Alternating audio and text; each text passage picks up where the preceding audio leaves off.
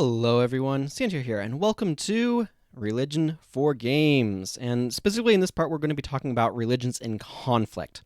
So this is handling multiple religions. When your world has different religions going on, you need to figure out how you're handling it, how they interact, what the relationship is, that sort of stuff.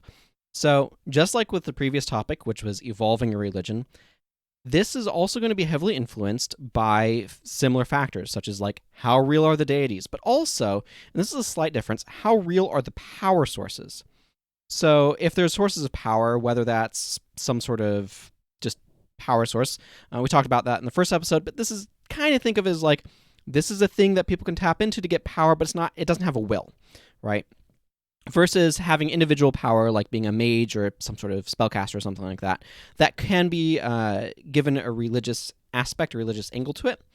And so if those things are real in, say, one religion but not another, or if they're real in some way, that is also going to influence how your religions interact with each other, versus if there's just a match or nothing. If there's no real power there, then obviously they don't do anything other than however they may shape culture. So just up front, that's always going to be influencing things. It's important to keep that in mind throughout the whole process of conflicting religions, or not necessarily always conflict. Sometimes there can be cooperation, things like that. But I'm getting ahead of myself. So the first thing that I think is a really important question to actually ask as you're going through this process is, why are there multiple religions?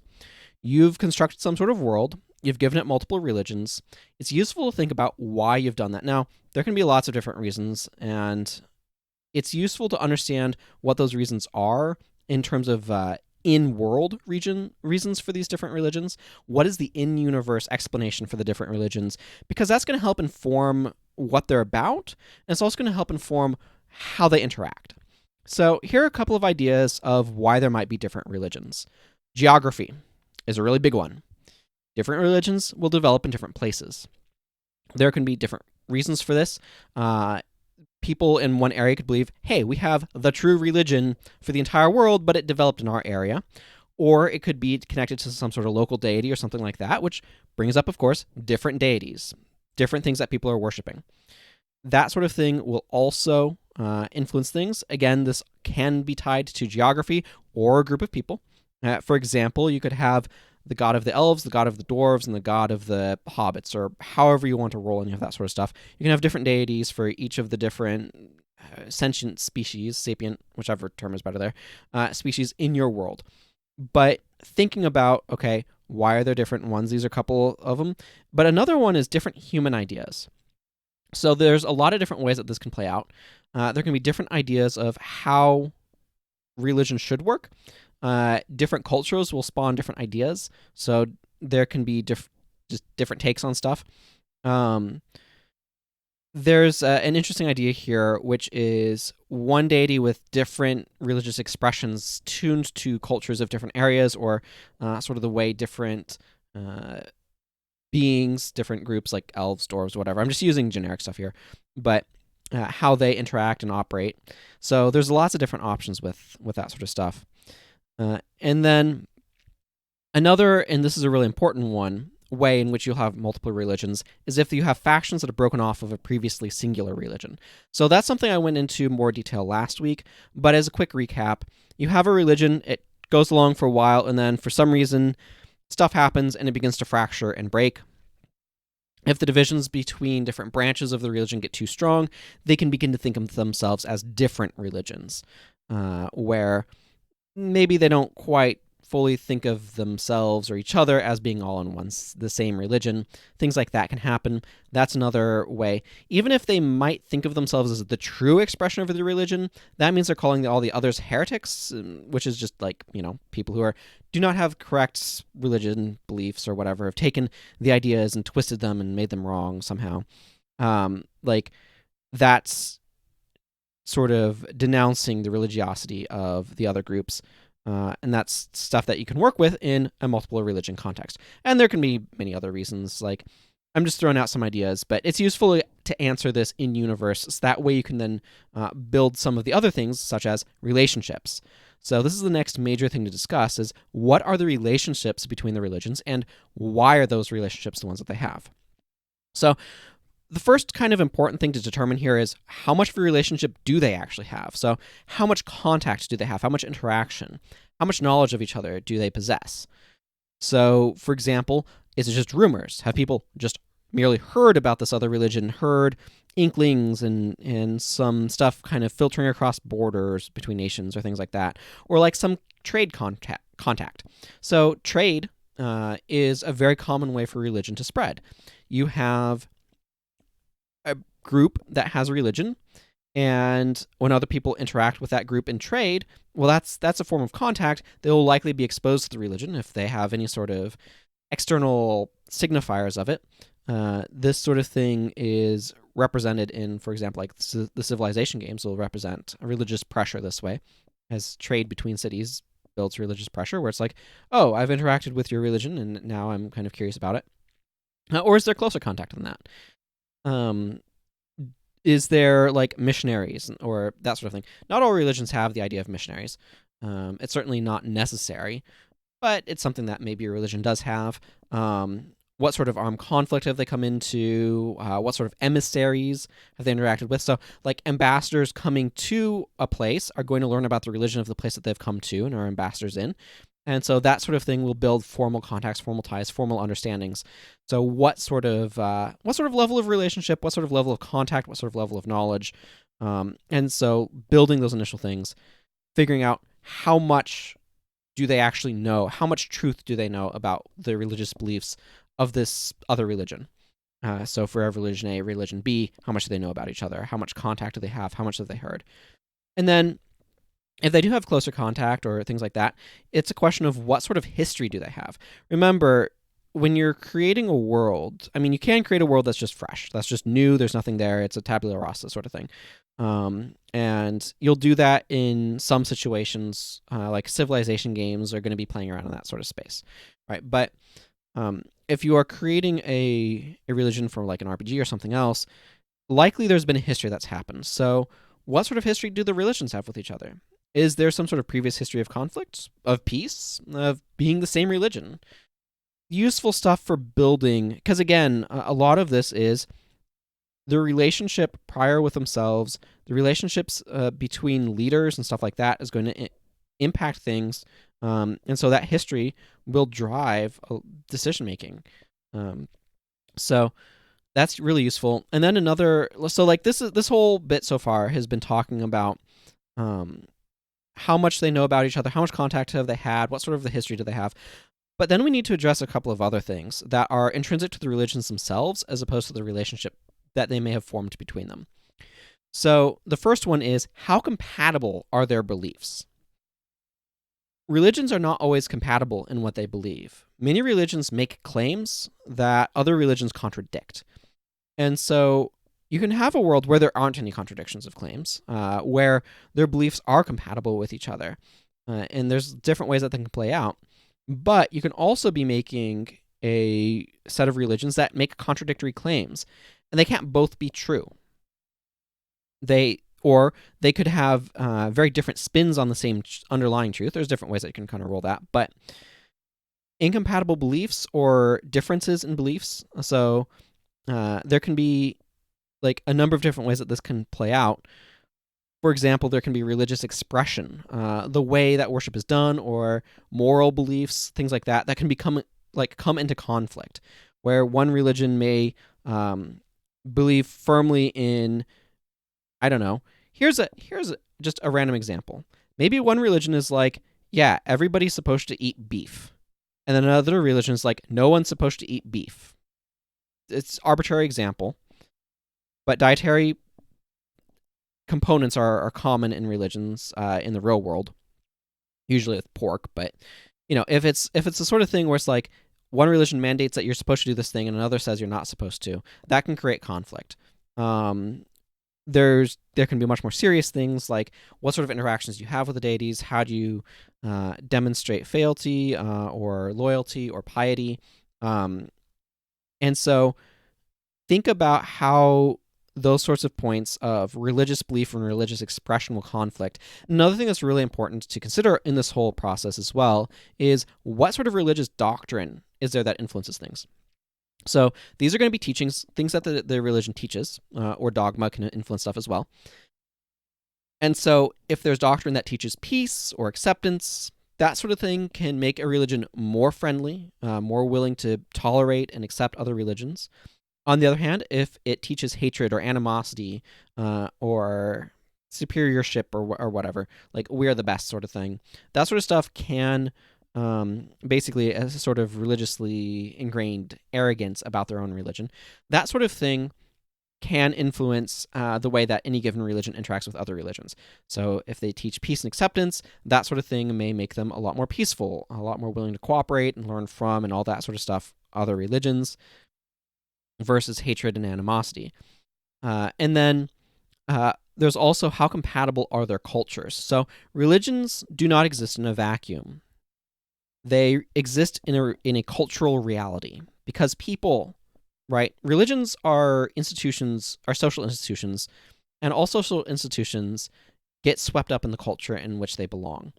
And so thinking about what sort of cultural compatibilities or incompatibilities have and how that influences the way that the religions may mesh. And also how that may cause religious expressions to differ. And this is actually an area where it might be a little bit interesting to kind of explore religious expression mechanically, in that you do these sorts of things to be able to work with this deity and these sorts of things to be able to work with that deity. So you can have like localized deities for geographical regions, right? Again, common idea. And you can have cleric type characters that are able to interact with the deities and able to do things with them, but the way that they do it over here and the way that they do it over here are different, and so the player has to do things differently, or like the sets of abilities they get access to are different based upon what the deities do, and things like that could be a really interesting space to play around in. So there's definitely things to think about there when you have multiple religions, even if they're at peace and stuff like that. And then there's a couple of other scales of these sorts of interactions. So the first one is, what do large interactions look like? So when I'm talking about large interactions, I'm talking about a large scale. So this is going to be things of like, what is the interactions between prominent leaders? What is sort of the public face of the relationship, basically? How does it look at the 30,000 foot view, when you're looking down from the airplane, that sort of idea. That can influence how people kind of perceive the relationship between the religions. Maybe there is at high level animosity or peace, but you also need to look at the small interactions. So the individual level. If you have the standard pious individual who's they're pious but they're not really like a super hardcore into their religion. Lots of people are very cultural in their religion. Then what do the interactions between people from two different religions look like? Are they peaceable? Are they have conflict? What sort of things do the religions teach about each other that influence how those relationships happen and at that small level? And you can have differences between what they look like at the large level and at the small level. There can be small pockets where these two religions get along real fine in this particular location, but on a broad scale, they don't get along at all. There's lots of different ways that you can kind of play with that. And then another thing that's also really, really important when you're handling conflict between religion, especially, but I mean multiple ways, but it's the blending that will occur between religions. So there's what I mean by blending is what elements of a religion does another religion adopt. So we have some of the examples with the Greek deities getting blended and folded into the Roman deities, or ancient Israel would adopt the various gods of the Canaanites around them, and they would kind of blend stuff together. So there's a lot of borrowing of deities and blending and all that sort of stuff that you can see in some of the older history of the world, and that can happen in your fictionalized religion as well. Another thing that's also really important is, even if a religion conquers another, if it overcomes it, if it becomes the dominant religion, there's probably a real good chance that part of how it kind of does this, especially if it's not a military conquership, but if it's a cultural type thing, it probably did so by absorbing elements of the defeated religion. So an example is a lot of local deities kind of got folded into saints in Roman Catholicism and the process of Roman Catholicism spreading a long time ago. At least this is my understanding of it. And so that sort of thing could happen. And of course, deities obviously play a large part in any sort of blending. You might have deities that are very strictly against it. You might have deities that kind of come together. You could have a lot of interesting eddies with how the river of religion works, whatever I'm saying here, with like different power levels of deities, where it's like maybe there's these big deities, but then there's smaller ones that kind of fall into line. There's a lot of different ways that you can potentially go with it. So as we look at all of these different things, it's useful then to keep in mind of like, what sort of relationship do they have? Why might they come into conflict? What does that conflict look like? What do they teach that might influence how they interact with each other? How does past history influence all of these sorts of things? And this sort of stuff, like, you can definitely do some mechanical things with it, I think. I discussed a little bit of that. But I think some of the bigger things with this is also how you're setting up world building and higher level motivations and higher levels of how the world kind of works. Figuring out how religions conflict with each other, how they interact, what they do, what the relationships are, to me seems like a really important part of setting up the world building and setting up and defining how the world changes. And because remember, religion has a huge influence on the world. It always has a huge influence on how people interact, on language, on culture, and it often gets bundled up with culture as well. And so thinking about how things interact at a deity level, and how things interact at kind of those small individual levels and all that sort of stuff can do a lot to shape and form a world and give you a really interesting place to kind of explore potentially on an angle that maybe gets a little bit neglected. So it's interesting stuff to think about. It's also really important when going in here, especially if you have deities that are connected to a people group, that the relationship between those deities will influence the relationship between those people groups. And those deities can be at war with each other. And then also, religions will often, if they get big enough, they will develop doctrinal fractures. And those fractures will often create a lot of deep conflict as well. And that's something that can be an important part of your world building and can potentially drive a story if you really want to. So I think there's a lot of room for religious storytelling in games that has been explored to an extent, but I think could be explored further and explored in different ways. So it certainly would be really interesting to think about, for example, a story where there's a fractured religion that the deity is trying to get together and trying to repair and trying to do so in a way that minimizes harm done.